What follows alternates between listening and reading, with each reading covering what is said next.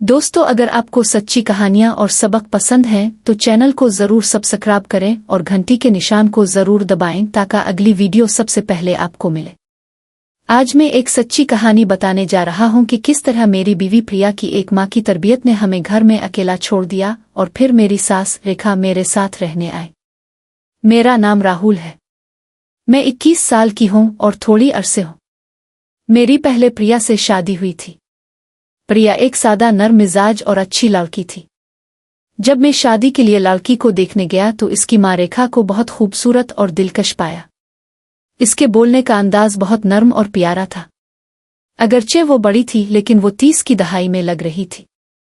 मुझे इसकी साफ रंगत, मुस्कुराहट और साड़ी पहनने का अंदाज बहुत पसंद आया।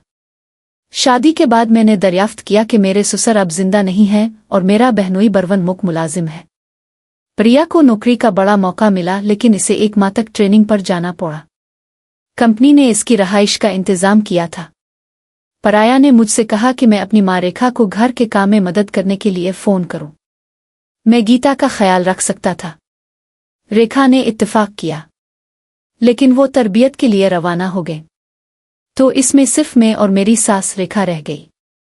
एक रात बहुत सर्दी थी। मैं अपने कमरे में गया और देखा कि रेखा सो रही है। इसने पूछा, दामाद क्या बात है?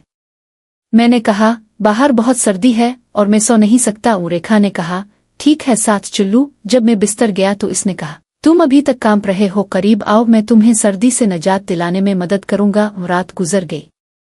अगले दिन हमने अपनी शादी खत्म की। सुबह हम तीनों इसे स्टेशन पर छोड़ने गए। वापसी पर रेखा ने कहा कि चुल्लू बाजार से सब्जी खरीदते हैं। बाजार में इसने एहतियात से हर सब्जी का इंतखाब किया और पूछा कि चीनी और असल कीमत क्या है। मुझे इसकी ये आदत बहुत पसंद आई। मैंने कहा, प्राय ऐसे काम नहीं करता। रेखा ने मुस्कुरा कर कहा, वो अभी छूटी है, वो ये बातें नहीं समझती। जब मैं घर पहुंचा तो मैंने कहा कि आप अंदर के कमरे में सो सकते हैं, मैं हाल में सो जाऊंगा। लेकिन रेखा ने कहा, नहीं, तुम अपने कमरे में सो सकते हो, मैं हाल में सोऊंगा। आखिर में हाल में सो गया। सुबह जब मैं उठा तो रेखा पहले से ही उठकर घर के काम कर रही थी। मैंने प्रिया को गुड मॉर्निंग कहने की कोशिश की लेकिन रेखा ने हंसते हुए कहा, दामाद मैं प्रिया नहीं हूं, मैं तुम्हारी सास हूं। वो चाय बना चुकी थी।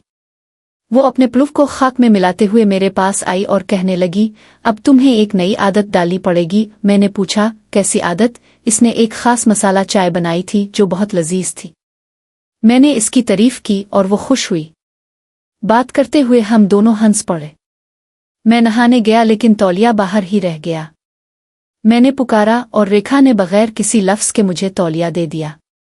शाम को जब मैं एक आफत से वापस आया तो मैंने इसे टीवी देखते हुए देखा। मैंने कहा, लगता है तुमने गुस्ल नहीं किया है। इसने कहा, मैंने किया लेकिन मैंने अपनी साड़ी नहीं बदली। मैं उसकी बातों से मुतासिर हुआ कि वो घर में खुशगवार माहौल बना रही थी। इसकी चाय का जायका पारी की चाय से मुख्तलिफ था। इस रात हमने इकट्ठे खाना खाया और बातें की। रेखा ने मुझे बताया कि प्री वहां थी। रेखा ने मुझे मजीद बताया कि प्री ने कहा था कि राहुल ने इसे नहाते वक्त लिया था। वो इसे बाहर भूल जाता है।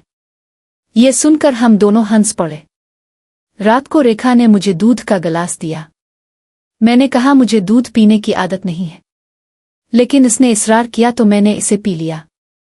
वो बिस्तर के एक तरफ सोता था और मैं दूसरी तरफ। हमारे दरमियान काफी फासला था।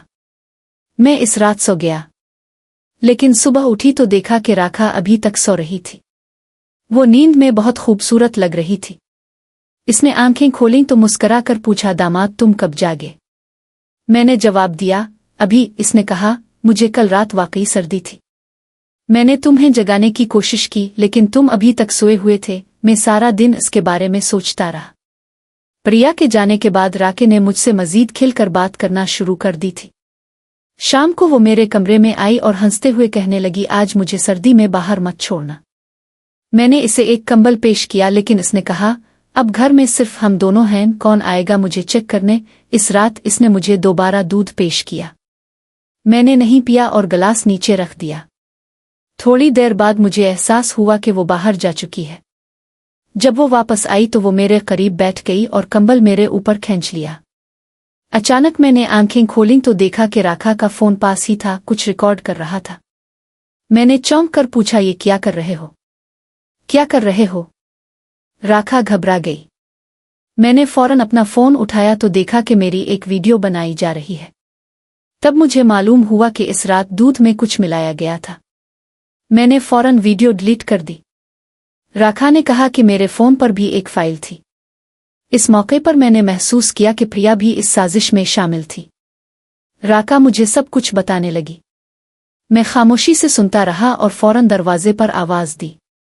पुलिस 10 मिनट में घर पहुंच गई। राखा को कुछ पता नहीं था।